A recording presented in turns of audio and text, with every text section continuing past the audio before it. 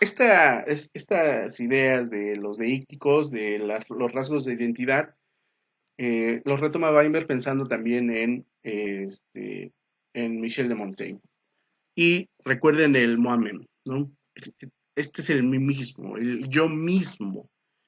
Cuando empiezo a reflexionar sobre mí mismo y sobre mi pensamiento, dice Weinberg, este Moamem es un movimiento fundacional a través del cual el ensayista vira hacia sí mismo, se observa y se interpreta justo, vean nada más, en el momento en el que observa e interpreta al mundo. Vean que es un movimiento doble. Estoy observando y tratando de comprender al mundo, pero en ese mismo momento estoy tratando de observarme y comprenderme a mí mismo, comprender el mundo. Uh-huh. Porque yo no soy nada más una persona separada de todo el resto de personas.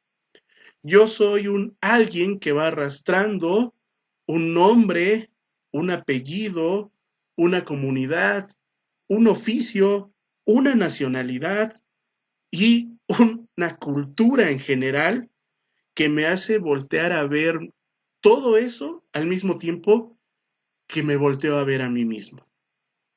¿Qué quiere decir esto? Si yo me voy a analizar, voy a poner un ejemplo conmigo mismo. Voy a hacer un ensayo sobre los maestros de la Facultad de Humanidades. ¿Qué tendría que hacer? Bueno, yo soy un maestro, voy a empezar a revisarme a mí mismo como maestro, pero al mismo tiempo también estaría revisando a todos los demás en su carácter general, en un carácter genérico. ¿Cuál es el perfil que tenemos los maestros? Para conocerme a mí, también tendría que conocerlos a ellos. Y al revés, para conocer eh, el perfil de un maestro de la Facultad de Humanidades, tendría necesariamente que hacer un examen sobre mí mismo. Fue un ejemplo quizá burdo, pero nos habla de el gran trabajo que tiene que hacer el ensayista. Al interpretarse a sí mismo, va a tener que interpretar el mundo en el que él nace, vive. Por eso es bien difícil que alguien, que un occidental que siempre ha vivido en Occidente, vaya y haga un ensayo sobre Japón. No es ni su cultura, ni ha vivido ahí, y básicamente no tiene la experiencia. Acuérdense que era una cuestión fundamental la experiencia para la escritura del ensayo. ¿De acuerdo? Entonces, este movimiento del yo aquí y ahora nos habla de dos cosas al mismo tiempo. El yo nos dice o nos remite de inmediato a a esta idea doméstica y familiar inscrita en el lector de Michel de Montaigne, de esta familiaridad de, bueno, pues este ensayo es para mi tía, ¿no? Para que me conozca mi familia, sí, pero al mismo tiempo para que me conozcan los demás, ¿de acuerdo? Es decir, es cuando yo digo yo, también quiero decir mi familia, lo más cercano que tengo, ¿de acuerdo? Ese yo que de pronto se observa y cuando yo veo, es imposible de pronto que cuando yo me veo no pueda ver ahí a mi padre, a mi mamá, a toda la educación que de pronto me han dado, porque definitivamente soy producto de esa educación. Pero también empiezo a ver un poco hacia afuera la educación que recibí en otros lados, ¿no? En las escuelas en las que estuve, definitivamente. Uh-huh. Entonces, el ensayo es, vean que la idea en sí misma es ya bastante poética. Es un ejercicio, el ensayista lo que hace es un ejercicio para viajar a sus propios orígenes. ¿Sí? Y en ese viaje tiene una experiencia que es muy personal y también es una experiencia muy exclusiva porque la experiencia que yo haga de un viaje hacia mis orígenes no es la misma que tú vas a tener. ¿Sí? Ustedes pueden hacer ese mismo ejercicio, yo jamás voy a acercarme a su experiencia de ir a los orígenes, a sus propios orígenes, ¿no? pero también es una experiencia que puede ser transmisible. Voy a dar cuenta en un ensayo de lo que yo pienso de mí mismo, pero también puedo proponerme como un ejemplo universal. Ujú. Porque soy un ser humano al que le ocurren cosas como a todos los seres humanos. La diferencia es que a mí me ocurren de una manera muy particular. Yo interpreto el mundo de una manera muy particular, pero puedo transmitir la manera en que interpreto el mundo. Ahí está el ensayo. ¿Mm? Entonces, el ensayo tiene necesariamente una herramienta clave. Ya habíamos hablado de la experiencia, pero hay otra, el juicio, la capacidad de juzgar, la capacidad de empezar a someter todo a examen, de empezar a distinguir entre ya no necesariamente lo bueno y lo malo, sino lo que abona y lo que no, ¿sí? Lo que puede servirme y lo que no me sirve. Porque el juicio desde siempre es un instrumento universal y ha sido un instrumento universal a través del cual el yo se diferencia de los demás. ¿Sí? Yo no me diferencio de los demás nada más por ser de un cierto tono de piel, por tener el cabello corto o largo, por no tener cabello. No, nada de eso. Incluso ustedes conocen a los gemelos, ¿no? Que de pronto pueden parecerse mucho, pueden ser idénticos, pero no van a ser iguales.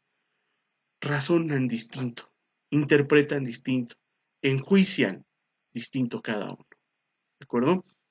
El ensayo, entonces, nos dice Weinberg, es el lugar en donde se despliega toda la capacidad enjuiciadora del sujeto.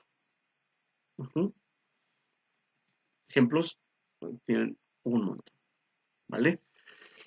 Bien. Eh, lo que propone entonces Weinberg es, conforme lo estamos viendo ahorita, si el ensayo es juicio, y si el ensayo es experiencia, y si el ensayo es interpretación, ahora falta ver juicio de qué, interpretación de qué, experiencia de qué. Bueno, y ahí es cuando se establece una relación dialéctica con ese de qué, ¿sí? Con lo que va a ser, con lo que voy a enjuiciar, con lo que voy a interpretar. Esta idea de la dialéctica, ustedes lo saben, no es otra cosa más que entablar un diálogo. Hay un diálogo entre el discurso y la realidad, ¿de acuerdo? Hay un diálogo entre esto y esto, un diálogo entre esto y esto, un diálogo entre la deixis y la exis, un diálogo entre yo y su nombre, ¿sí? Un diálogo entre el discurso y la realidad extradiscursiva. ¿Sí? Esta idea del diálogo de la dialéctica precisamente, no, necesariamente tenemos que comprender que un ensayo no se hace nada más con una postura. Eso es solipsismo, eso no existe. El ensayo es diálogo, siempre. Uh-huh.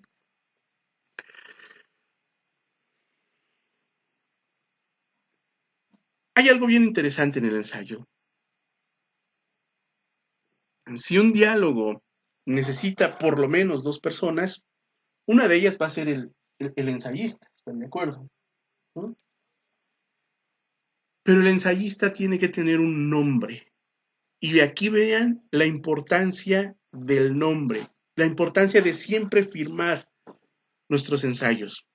Porque un nombre no es nada más la manera en que nos identificamos, sino que nuestro nombre porta un montón de marcas. Uh-huh. Lo que hace es, nuestro nombre está compuesto de un nombre y un apellido. Ese apellido ya nos da la pertenencia a un grupo, ya nos da la pertenencia a una nacionalidad, a una raza, incluso puede hablar ya de religiones, ¿de acuerdo? Ese apellido por principio nos une a una familia, uh-huh. Es el núcleo más íntimo que tenemos como seres sociales. Uh-huh. El que habla siempre tiene una seña de identidad individual, pero también regional. nacional, familiar. ¿Mm?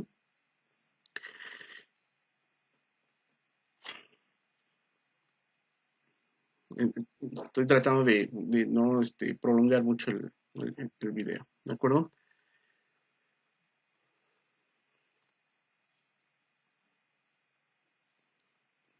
Bien, ya esto del nombre lo hemos platicado en otros subgéneros. Es necesario que no se olviden porque lo que implica esta idea del nombre es básicamente responsabilidad, ¿de acuerdo? Responsabilidad por lo que se dice y por lo que se hace. Y en un ensayo se dice y se hace. Ujú. Eso también es una característica. El ensayo básicamente es acción porque estamos enjuiciando e interpretando. Y el ejercicio de interpretación y de enjuiciamiento son acciones necesariamente. ¿De acuerdo? Bueno, aquí no creo que se necesite hablar mucho de esto. Básicamente, al aceptar la responsabilidad, al asumir la responsabilidad, también hacemos un ejercicio de toma de conciencia de lo que estamos diciendo, de que hemos interpretado la realidad según nuestra experiencia, según nuestro juicio, y luego entonces tomamos conciencia de ello y asumimos la responsabilidad por todo lo que está escrito. ¿De acuerdo? Bien. Hay un movimiento que me interesa rescatar mucho. La idea del diálogo entre deixis y exis. Ujú. Si ya vimos que la deixis son los rasgos de identidad personal, es decir, es la manera en la que yo me hago presente, yo como individuo, también hay una idea de la exis, es decir, lo social. Ujú. ¿Qué es la exis? Si las de exis son las marcas de identidad personal, la exis son las marcas culturales que viven en mí, ¿no? Que están presentes en el ensayista. Son las marcas por los que pasamos de lo personal a lo social. Uh-huh. Ahí nosotros podemos empezar a hablar, ya no, y es lo que nos permite el ensayo, ya no voy a hablar yo como Juan Carlos Vázquez, sino ahora voy a empezar a hablar como profesor de la Facultad de Humanidades. Incluso esto va escalando mucho y todo ello nos permite el ensayo. Primero hablo como Juan Carlos Vázquez. Después voy a hablar como profesor del claustro de la licenciatura en lengua y literatura española, hispánicas. Después voy a hablar como profesor de la Facultad de Humanidades. Pero también puedo hablar como profesor de la UAM, del sistema superior de la UAM, de la educación superior. También como profesor del Estado de México. También como parte del sistema de profesores nacionales. Es decir, estas marcas a la vez me hacen parte de un grupo, pero me separan de otros grupos. Porque si yo soy un maestro de la Facultad de Humanidades, quiere decir que no soy un maestro de la Facultad de Ingeniería. Y eso me pone en un círculo y me aleja de otro. ¿De acuerdo?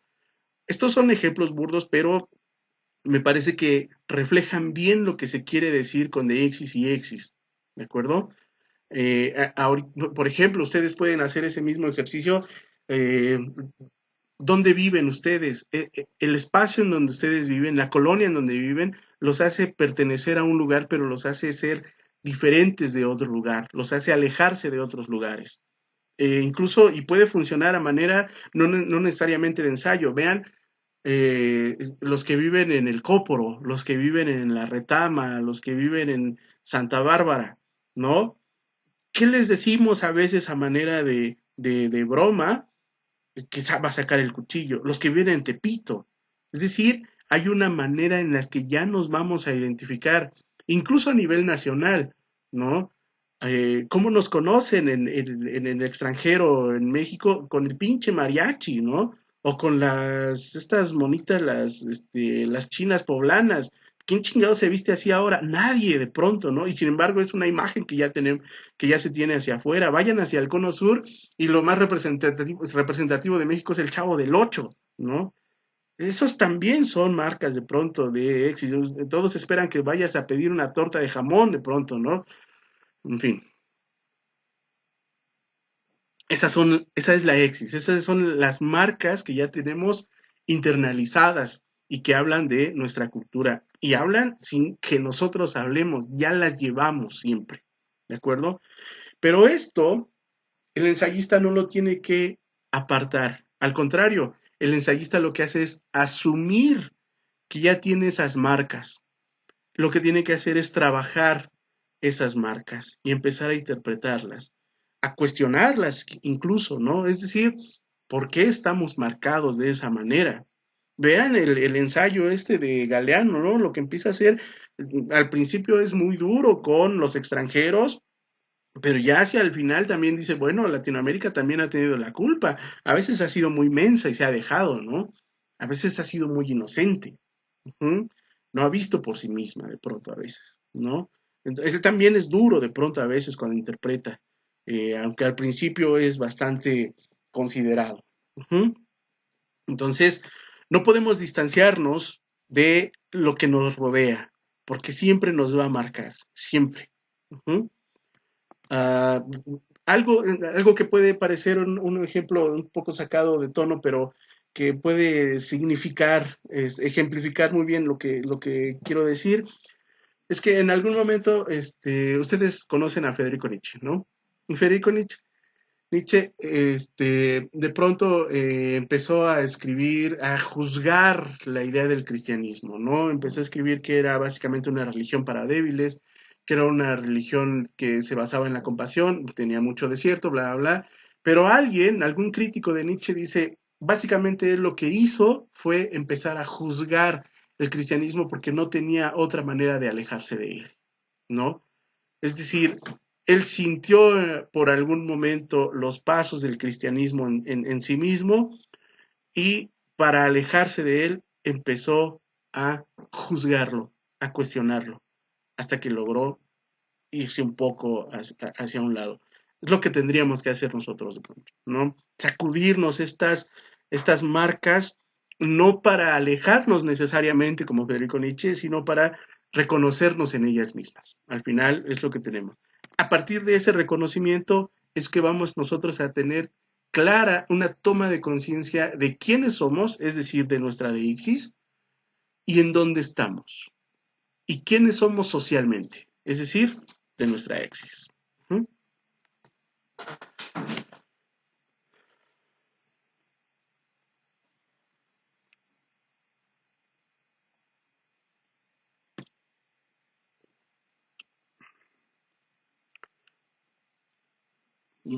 Voy un poco rápido.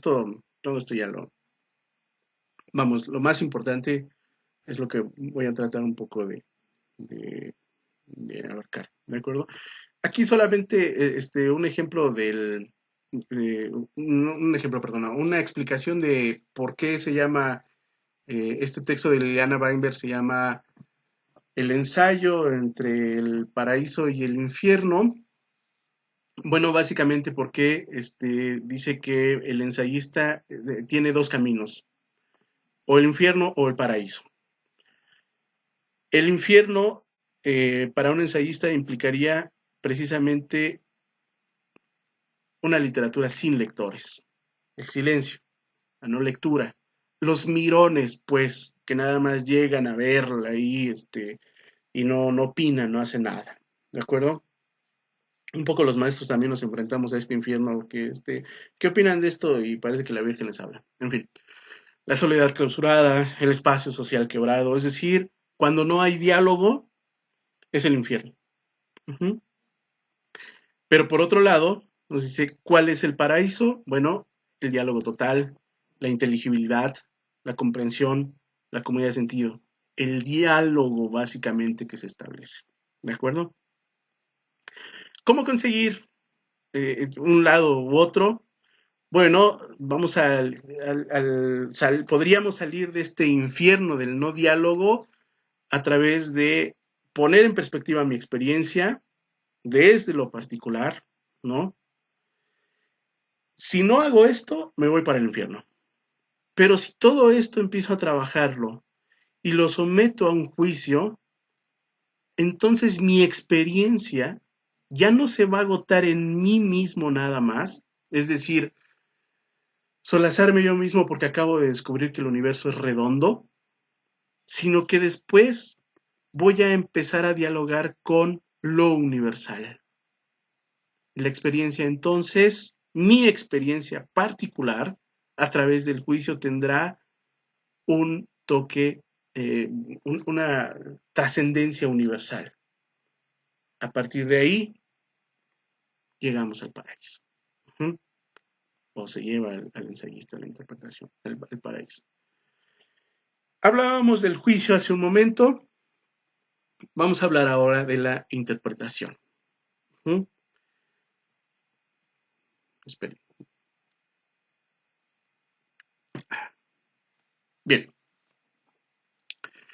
El ensayo, nos dice Liliana Weinberg, no es solamente un hecho de comunicación. Nosotros sabemos que por definición, toda la escritura es un hecho de comunicación. Sí, pero, por ejemplo, en el caso de los textos literarios, Jacobson decía, pero hay más.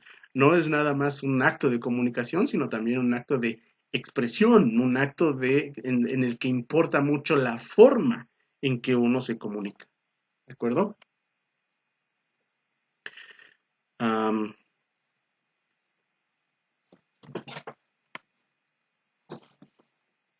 entonces, perdón, me distraje un poco. Um, no es nada más un acto de comunicación, es un acto de interpretación. El ensayista interpreta. ¿Y qué necesitamos para interpretar? Dos cosas, conocer y entender.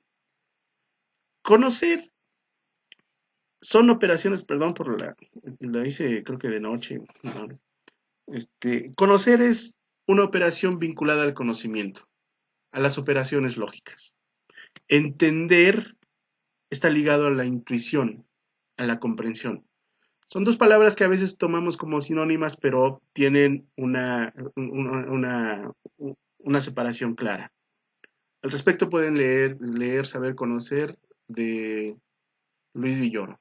¿De acuerdo?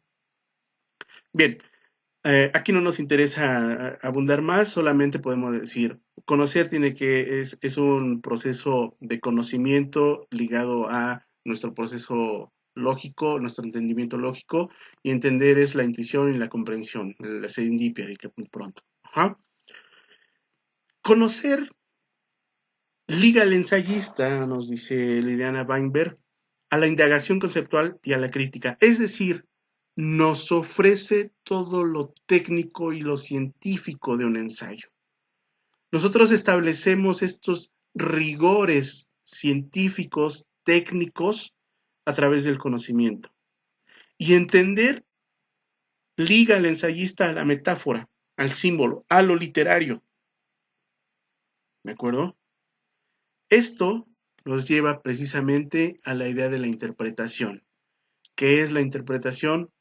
Una idea vinculada siempre a la necesidad de explicar un proceso que no se agota ni en la producción de imágenes ni en la de conceptos. Más bien, consiste en elaborar un poema intelectual por el cual se enlazan los mundos de la poesía y la filosofía. Esto es un ensayo. ¿De acuerdo? Bien, por último, hablarles de reiterar un poquito este asunto de la exis, la de ixis y la exis y el diálogo que tienen a través de los tres círculos interpretativos que Liliana Weinberg expone. ¿De acuerdo? El primer círculo interpretativo obviamente es el de nosotros, el de el yo, mi campo intelectual, a lo que me dedico, quién soy yo, bla, bla, bla. ¿De acuerdo? Un segundo círculo es el de mi cultura, el del saber, el de lo que he aprendido a lo largo de la experiencia y a lo largo de mi vida, las creencias que tengo. ¿Sí? Y el tercero es el de la tradición cultural, ¿de acuerdo? Ujú. ¿Dónde he nacido? ¿Por qué he nacido aquí? Y esto de por qué he nacido aquí me ha dado un montón también de características o de rasgos. ¿Mm? Estos tres círculos interpretativos están relacionados con desde dónde está hablando el, el ensayista. El primer círculo, el círculo de mi yo, el yo básicamente, nos diría que el ensayista habla, por ejemplo, en cuanto a que es un artista o un intelectual y que pertenece al campo literario, a un campo literario específico, ¿de acuerdo? A la novela, al teatro, bla, bla, bla. ¿Mm? El segundo, el de los conocimientos y las creencias a los que él, el ensayista, está ligado, le permitirían hablar en cuanto a que es miembro de una comunidad cultural. ¿De acuerdo? Vean, aquí, por poner un ejemplo, aquí está, iba a hablar de un intelectual, pero bueno, para que quede más claro, ¿no? Aquí está este Krause, el de Letras Libres. Krause nos va a hablar por él mismo como quién es Krause, dónde se educó, y que pertenece a un campo intelectual en México muy ligado a la derecha. Acá nos va a hablar precisamente desde la derecha, como el fundador de una revista nacional que se llama Letras Libres, como perteneciente a una ciudad, pero también a un país y también incluso a una región. ¿De acuerdo? Y acá, en el tercer círculo, en la tradición cultural, va a empezar a interpretar en cuanto a todo lo demás, es decir, en cuanto a que es un Krause que ha ligado, creado una revista y es un intelectual de derecha en México y también es historiador y bla, bla, bla, pero a partir de aquí va a empezar, de todo esto va a empezar a interpretar el mundo. Ujú. Y esta interpretación que él haga va a ser muy distinta a cuando todo esto vaya cambiando. Si hablamos de un intelectual de izquierda, la interpretación va a ser completamente distinta. ¿De acuerdo? Básicamente, en eso consiste esta idea de el ensayista. Para tenerlo un poco más claro, en el primer círculo, lo que hacemos es interpretar, ubicarnos en nuestro propio campo de acción. En el segundo círculo entendemos que somos yo, pero estamos ligados a una cultura y a un sistema. Y en el tercero, una vez sumados el yo, la cultura, entonces ahora podemos empezar a dialogar con el mundo, con las otras culturas y con los otros sistemas. ¿De acuerdo? Esto nos dice ya de qué va a hablar el ensayista y desde dónde va a hablar el ensayista. Nosotros cuando leemos un ensayo incluso vean que aplica para muchos niveles intelectuales. Si vamos a leer un ensayo, no, hija, perdón, mi gato. Si vamos a leer un texto de León Krause, ya sabemos que siempre va a ser desde la izquierda. Pero si vamos a leer un texto de Jorge Cepeda Patterson, ya sabemos que va a ser perdón, con León Krause sabemos que es de la derecha. Pero si vamos a leer un texto de Jorge Cepeda Patterson, ya sabemos que es desde la izquierda. Por poner ejemplos de dos personajes y dos intelectuales que de pronto están en el panorama nacional. ¿De acuerdo? El ensayista debe mostrar, nos dice Weinberg, que su posición es representativa no nada más de él, ni de la cultura y la sociedad en el nombre de las cuales habla, sino que también debe dejar evidencia de que está en un campo que es el literario, no el histórico, no el filosófico. ¿Mm? ¿Cómo podemos empezar a trabajar un ensayo? Bueno, a partir de estas ideas de pregunta, ¿de acuerdo? ¿Qué es lo que ustedes estarán haciendo seguramente? Y por último, una, una idea del ensayo que me ha gustado, ahí en el texto de Liliana Weinberg. ¿Quién escribe el ensayo?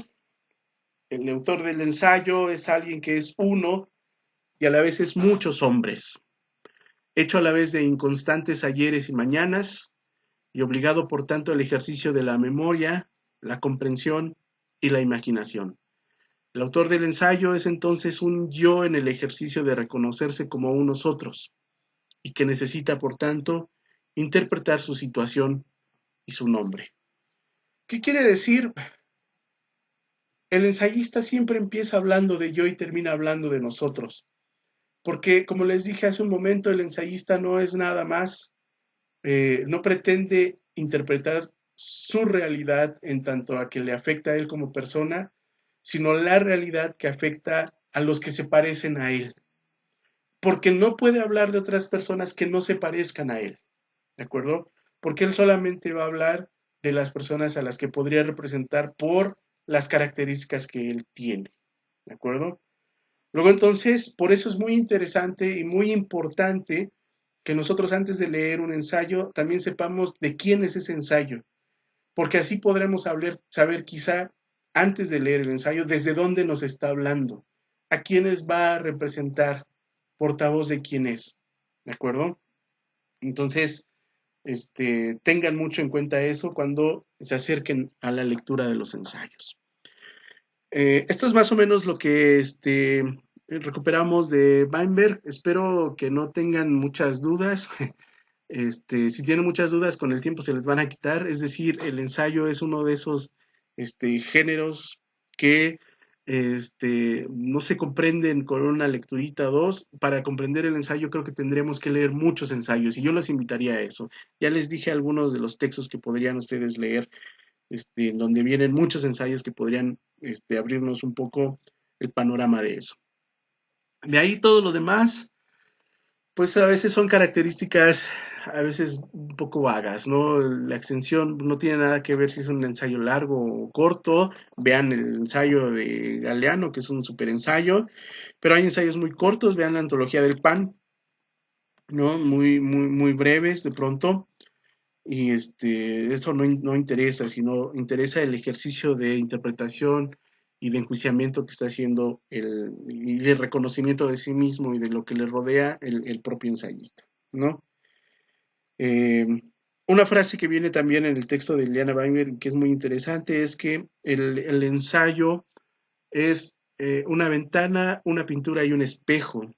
Es una ventana porque nos permite ver la realidad según se nos presente con estos ojos, con los ojos que tenemos, según se nos presente a nosotros. Pero también es una pintura porque nosotros hacemos con el ensayo una modificación de esa realidad. Porque la vamos a... Ustedes saben que las pinturas, a menos que sean hiperrealistas, que incluso cuando son hiperrealistas también tienen un toque de parte del autor, ¿no? Y es precisamente ahí cuando se convierte en una pintura. Pero también es un espejo porque habla necesariamente de nosotros, aunque estemos hablando del exterior, cuando hablamos del exterior, hablamos también de nosotros, ¿de acuerdo? Entonces, así podríamos hacer una definición un tanto, no poética, pero sí metafórica del ensayo. Es una ventana, una pintura y un espejo. Bien. Por último, ya para terminar, lo del ensayo ya lo dejamos así. Si tienen dudas, por favor, exprésenlas aquí en el comentario del video o en la plataforma. O hay personas que me han contactado por Facebook, no tengo ningún problema, pueden también hacerlo. Por último, también noté y por lo menos dos, tres personas, tres de ustedes me lo aclararon muy bien, ¿no? Muchas de ustedes están un poco tensos, están estresados quizá, a lo mejor algunos de ustedes ya los tienen hasta el gorro con el encierro, también han comprendido que hay que hacer otras cosas, que no se puede estar viviendo siempre de estar entregando trabajos. La idea de leer un solo texto a la semana era que no se atascaran ustedes de tanto de esto, porque de pronto comprendo que para muchas personas estar encerradas puede ser un poco peligroso. La verdad yo disfruto esto, creo que si no saliera nunca y recibiera dinero siempre estaría muy bien, pero entiendo que muchas personas no, así que si ustedes están estresados, si ustedes no tienen ánimo para hacer sus trabajos, no se preocupen, no los manden, puedo esperarlos una semana o más, también pueden mandar todo al diablo, ¿no? Lo que sí les pediría es que si están cansados, si están estresados, si no tienen cabeza para pensar en otras cosas, lo que podrían hacer es este, pues no hacer nada, ¿no? Es decir, tómense un tiempo también para pensar en ustedes, hagan de pronto nada en su casa una vez, dedíquense solamente a quizá pensar, a reflexionar, o incluso ni eso, traten de descansar, ¿no?